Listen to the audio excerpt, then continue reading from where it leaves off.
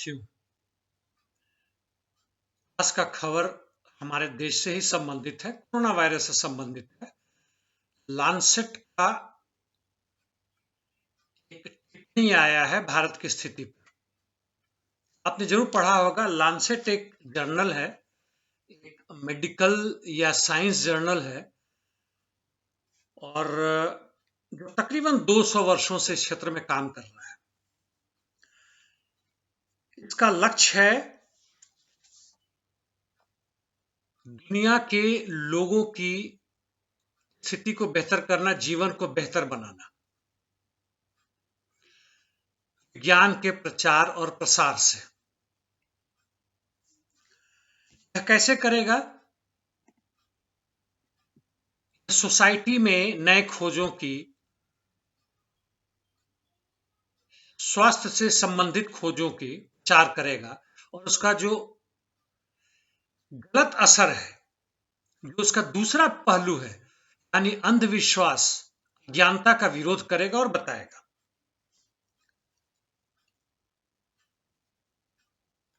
इसका लक्ष्य mobilisation, exposure, inform leaders, नेतृत्व को यह बताएगा, देशों के नेताओं को बताएगा कि स्वास्थ्य की देखभाल कैसे की जाए। नेता ही खत्म है, मूर्ख है, अज्ञान है, अंधविश्वासी है तो क्या होगा? हम इस पे प्रश्न में नहीं उठाएंगे। इसके कई जगह ऑफिस भी हैं, लंदन में, न्यूयॉर्क में, बीजिंग में, जी हाँ, चीन में भी है। इसके रिपोर्ट के हिसाब से तकरीबन वही है जो गूगल से हमें मिल जाएंगे। 2 करोड़ से अधिक लोग हमारे अभी तक संक्रमित हो चुके हैं और 2 लाख से अधिक लोग मर चुके हैं। पिछले 5 दिनों से हर रोज 4 लाख से अधिक लोग संक्रमित हो रहे हैं और सरकारी आंकड़े पर विश्वास किया जाए तो 4000 लोग हर रोज मर रहे हैं। तो हमें पता है कि यह सरकारी आंकड़ा गलत है। भारत में लांसेट आगे कहता है, यहां ना तो हॉस्पिटल है, हॉस्पिटल के जो वर्कर्स हैं उनकी भी जो खास सुविधाएं होनी चाहिए वो नहीं है, वो थक चुके हैं, ऑक्सीजन नहीं है, एम्बुलेंस नहीं है। उन्हें पता है, वो जो लिखते हैं, यह एक अंतर्राष्ट्रीय विख्यात जर्नल है और यह अंट शंट की बातें नहीं करता, यह पॉलिटिक्स से भी दूर रहता है। उन्होंने यहां कहा है कि हमारे भारत सरकार का हेल्थ मिनिस्टर हर्षवर्धन ने मार्च में कहा था कोरोना वायरस का, यानी इस पैंडेमिक का एंड गेम है, यानी हम जीत गए। सेकेंड वेव की चर्चा नहीं की। पूरे प्रमाण के साथ कहते हैं कि भारतीयों को भी पता था, भारतीयों मतलब भारतीय नेताओं को पता था, वैज्ञानिकों को पता था, मेडिकल कम्युनिटी को पता था कि सेकेंड वेव जैसी चीज और आ सकती है। बल्कि उल्टे इन्होंने क्या कहा? इन लोगों ने कहा कि यहां हर्ड कम्युनिटी है, सॉरी, हर्ड इम्यूनिटी, यानी भारत में नहीं, भारत की जो वातावरण है, यहाँ के लोग गंदे नाले कचड़े में रहते हैं, वायरस भी डर जाता है। इस तरह की अफवाहें पूरी रूप से फैलाएगी, पूरे देश में फैलाएगी। जनता से तालियां बजवाई गई, दिए जलाए गए और जो वैज्ञानिक बातचीत थी उसका विरोध किया गया। टीका लेने अभी भीड़ लग रहा है, ये लोग टीका का भी विरोध करते हैं। आईसीएमआर ने भी कहा था ये बात, हर्ड इम्यूनिटी जैसी कोई चीज नहीं, लेकिन नहीं माना। खैर जो भी हो, आगे कहता है यह लांसेट, भारत सरकार ने जो जैसे भी हो, जो पहला दौर था कोविड-19 का, जो थमा था, रुका था, उसे आगे बढ़ना चाहिए था, वह खत्म कर दिया उसने, वह धरातल खत्म कर दिया अंधविश्वास फैलाकर।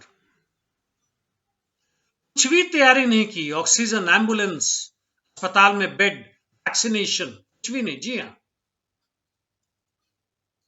बल्कि भारत सरकार लगी रही ट्विटर इंडिया, ट्विटर वर्ल्ड से, भाई जो लोग इसके खिलाफ आवाज उठा रहे हैं उनका ट्विटर बंद कर दिया जाए, इसमें अपनी ताकत लगाते रहे। अब जैसे उत्तर प्रदेश में चले जाइए, यदि आपने ऑक्सीजन की मांग उठाई, ट्विटर में डाल दी, आपके खिलाफ एफआईआर भी लग सकता है, नेशनल सिक्योरिटी एक्ट लग सकता है। यानी आप जीने के अधिकार के लिए कुछ मांग कर रहे हैं तो आप राष्ट्रद्रोही हैं। होना तो ये चाहिए था, जो हमारे इस मंशा पे प्रश्न उठाए, हमें रोक लगाए, वह राष्ट्रद्रोही है, वह मानवता का दुश्मन है, लेकिन ऐसा नहीं हुआ। लांसेट आगे भी कहता है, यही नहीं, इन लोगों ने धार्मिक आयोजन किए जिसमें लाखों लोग आए, राजनीतिक जुलूस निकाले जिसमें लाखों लोग आए, सोशल डिस्टेंसिंग का सवाल ही नहीं था, लोग बिना मास्क भी आए। और हम जानते हैं, उत्तराखंड के मुख्यमंत्री ने यहां तक कहा कि गंगा में नहाने वालों को कोरोना वायरस नहीं होता है। यहाँ आपके बाबा रामदेव भी हैं, छोड़िए उन्होंने क्या कहा और क्या नहीं कहा, छोड़ते हैं। उस समय तक वैक्सीनेशन सिर्फ 2% ही दिया गया था। वो सॉल्यूशन क्या बताते हैं?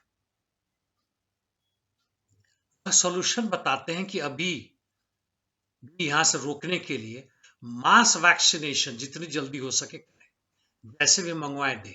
आपने 18 साल से अधिक उम्र के भी वयस्कों को वैक्सीनेशन देने की बात की, लेकिन वो है कहां? बिना किसी प्लानिंग के करने की ताकत आप में तो है। जनता भुगती, 2014 से भुगत रही है, आज भी भुगत रही है।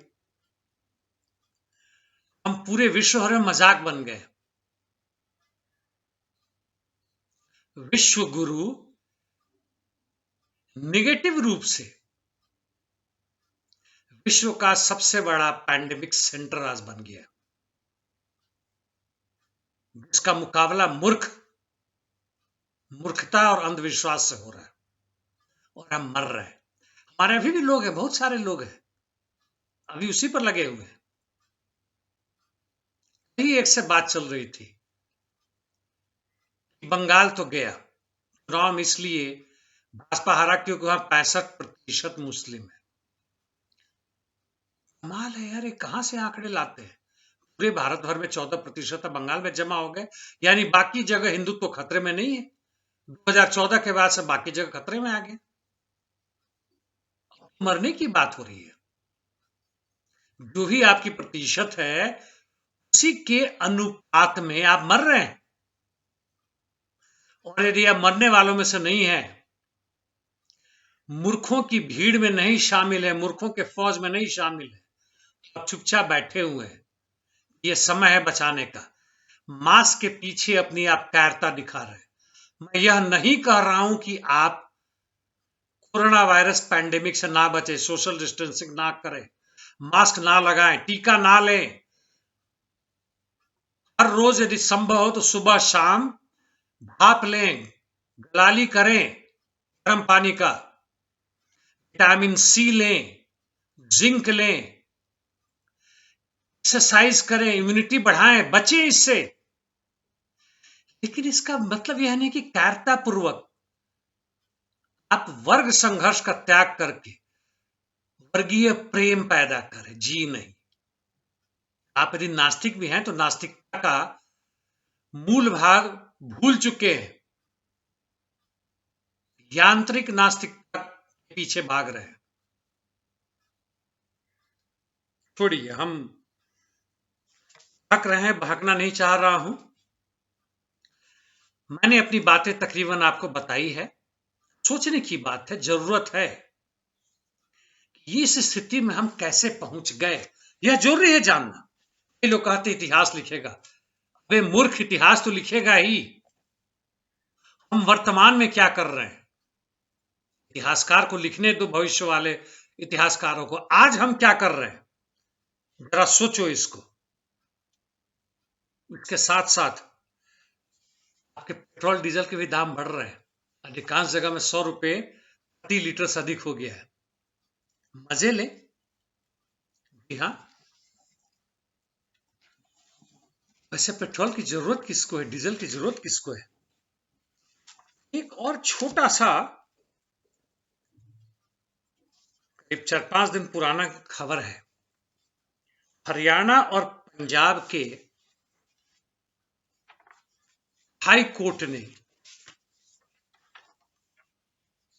पूछा था, सवाल किया था वहां से सरकार से, ये जो गौ रक्षक हैं दूसरों के घरों में घुसकर ये करते हैं, जो पुलिस का अधिकार इन्होंने ले लिया, इसको किसने दिया है? क्या सरकार आपने दिया है? क्या कानून लेने का अधिकार इनके हाथ में है? मैं तो ये कहूंगा कि जी हां, जनता जो बहुमत में है, प्रताड़ित है, शोषित है, मजदूर वर्ग है, किसान है, छोटे मोटे, ये सारे के सारे यदि मिल जाए, फिर कानून इन्हीं के हिसाब से होगा। यानी अप्रत्यक्ष रूप से या प्रत्यक्ष रूप से भी यह कानून अपने हाथ में लेंगे, लेकिन वह कानून अपने हाथ में लेके अल्पसंख्यकों के खिलाफ उसका इस्तेमाल नहीं करेंगे। उसका उपयोग समाजवादी समाज की संरचना में होगा। जी हाँ, इनकलाब।